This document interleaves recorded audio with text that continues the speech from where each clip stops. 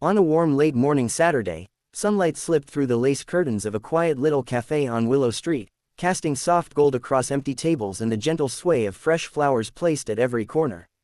It should have been an ordinary day, but for Rowan Mercer, a single father still learning how to balance hope with exhaustion, it was the day he unknowingly walked into a cruel setup. His so-called friends, bored and hungry for entertainment, had arranged a blind date for him, not out of kindness, but out of mockery. They whispered jokes, nudged each other, and waited to see how he'd react when he discovered that the woman they had chosen didn't match the polished, shallow standards they themselves lived by. They thought it would be funny. They thought he would walk out. They had no idea how wrong they were. Before the story unfolds, if you believe in kindness, second chances, and treating people with dignity, please like, comment, share, and subscribe to Kindness Corner. Your support helps spread stories that matter. Rowan sat quietly at the sunlit table, tapping his fingers lightly against a mug of untouched coffee. Life hadn't given him much time for dating after his wife passed away 2 years earlier. Between juggling 2 part-time jobs and raising his curious 8-year-old daughter, Marcy, every moment felt like a fragile balancing act. His friends told him he needed to get back out there to stop living in grief. But Rowan never liked the idea of forced romance, especially blind dates. But after days of relentless persuasion, he finally gave in, not knowing their intentions were far from sincere. The cafe buzzed with midday chatter, clinking dishes, and fragrance of warm bread. He tried to calm his nerves, rehearsing polite greetings in his head. He told himself this was just a simple lunch, an hour out of his busy life, nothing more. When the door chimed, Rowan looked up and his breath caught slightly. Walking in was a woman named Karen Ashford, someone he had never met, but immediately sensed carried worlds inside her. She wore a pastel dress that brushed her knees, her soft figure outlined gently beneath it. Her bright, nervous smile trembled as though she had prepared herself for disappointment yet again. Karen was overweight, something society never failed to remind her of, and she carried it with a quiet ache she tried her best to hide. She hesitated at the entrance, scanning the room for a familiar face until the hostess pointed her toward Rowan's table.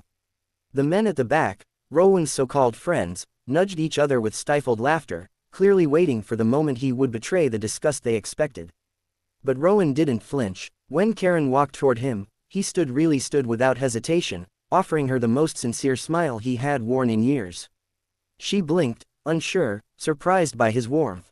They sat across from each other, sunlight glazing the space between them, and Rowan noticed the way her hands shook slightly as she settled into her chair.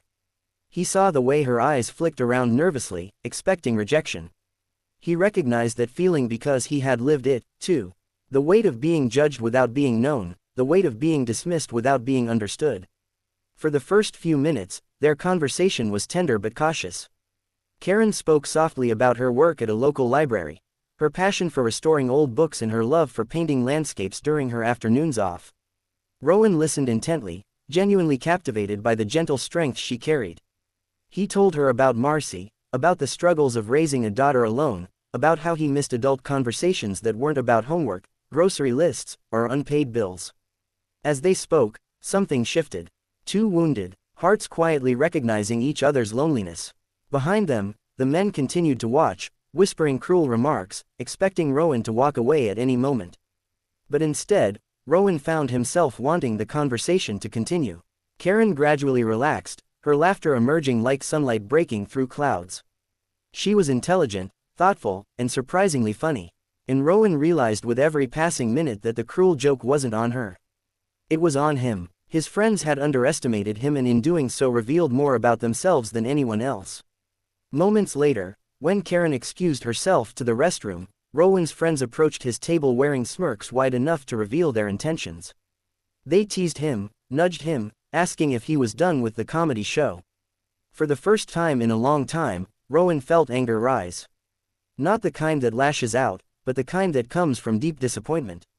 When Karen returned, she sensed something was wrong.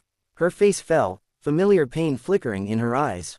"It's okay," she whispered before even sitting down. "You don't have to pretend. People usually don't." Her voice trembled as she reached for her purse. But Rowan couldn't let her walk away like that. Not from him, and not because of them.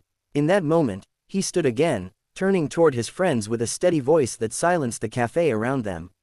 He told them that Karen was the kindest, most genuine person he had spoken to in years, someone who carried herself with more grace and dignity than people who judged others based on shallow appearances ever would. He told them that being a single father had taught him to see hearts, not bodies, that Marcy would grow up learning that kindness mattered more than perfection. And then he turned to Karen and gently said that she deserved someone who appreciated her, not someone who treated her like part of a joke. Tears welled in her eyes, not from hurt this time, but from the rare experience of being defended, being seen. A hush fell over the cafe.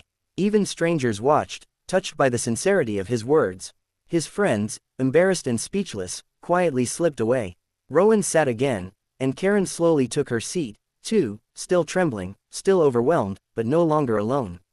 For the rest of the afternoon, they talked beneath the warm glow of midday sunlight. And when they finally walked out together, Rowan felt lighter than he had in years. Not because he had found romance, but because he had found a connection rooted in honesty and shared vulnerability. If this story touched your heart, please like, comment, share, and subscribe to Kindness Corner. Your support helps us keep sharing stories that inspire compassion. Before the ending, tell us in the comments what would you have done if you were in Rowan's place. As they walked into the bright afternoon, Karen wiping soft tears from her eyes and Rowan smiling gently beside her, the world felt a little kinder than it had that morning. And sometimes that small shift, one moment of courage, one moment of seeing another person fully is enough to change more than just a day. It can change lives.